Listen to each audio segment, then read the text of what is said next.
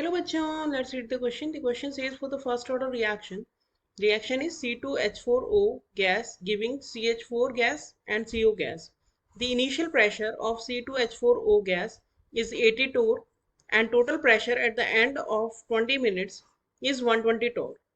The time needed for 75% decomposition of C2H4O would be option A 20 minutes, option B 40 minutes, option C 80 minutes and option D 120 minutes. So before starting the complete solution, let us take the key concept of the reaction.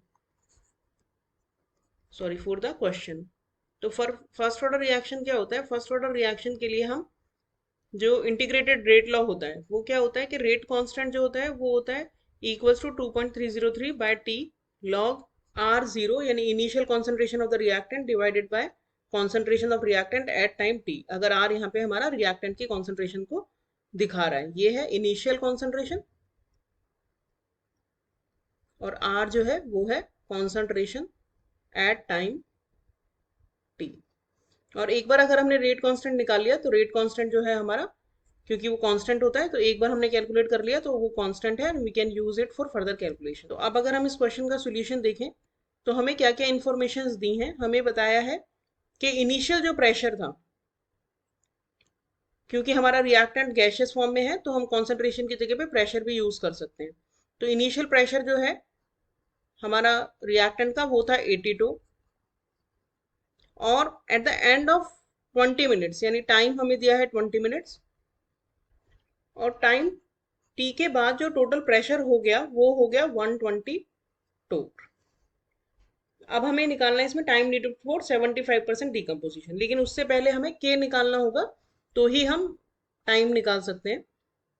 तो पहले हम देखते हैं equation हमें क्या दी है। C2H4O है जो कि कन्वर्ट हो रहा है CH4 और CO में।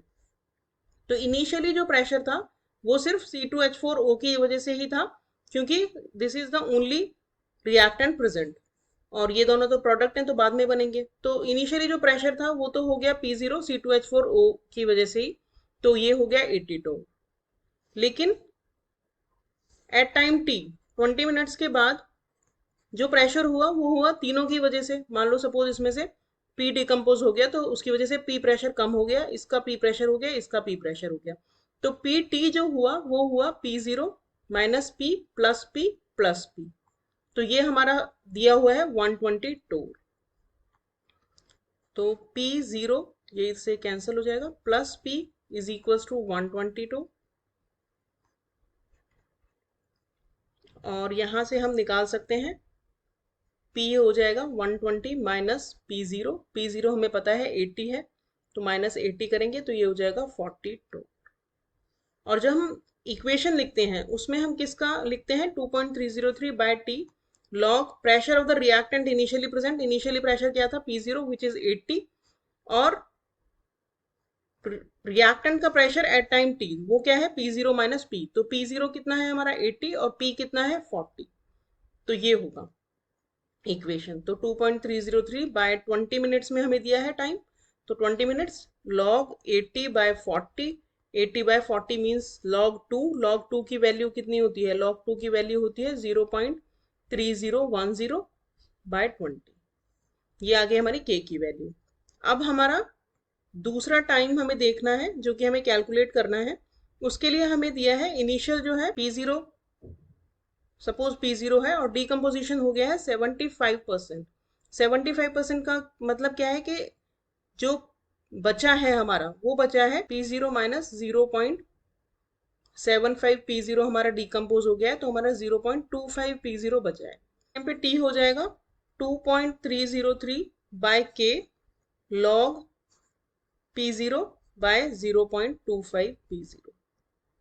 तो k की वैल्यू हमने पहले कैलकुलेट की है, हम उसी को रख सकते हैं 2.303 इंटू 0.3010 और 20 चला जाएगा ऊपर। लॉग P0 बाय 0.25 P0 करेंगे तो 4 आएगा। तो लॉग 4 की वैल्यू क्या होती है?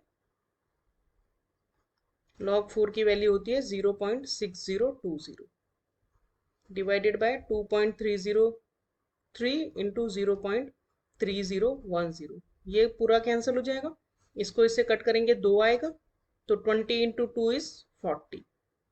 तो दैट मीन्स 40 मिनट्स होगा हमारा टाइम, जिसमें 75% डिकम्पोजिशन हुआ है।